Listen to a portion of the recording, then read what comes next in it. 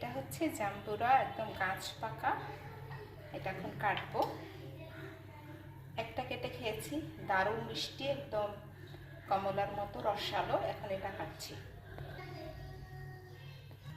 ছিলে নিলাম, মনে হচ্ছে রসালো হবে। এখন কেটে নিচ্ছি। মাশাআল্লাহ, দারুণ একদম রসালো। মাশাআল্লাহ, কেটে ফেলেছি। এখন এভাবে ছিলে, একটা সিস্টেম আছে যেহেতু বাচ্চারা খাবে। দারুণ রসালো এরকম। এরপরে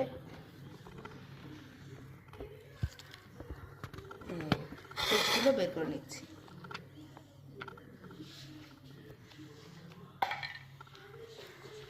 আটিগুলো থেকে যাবে।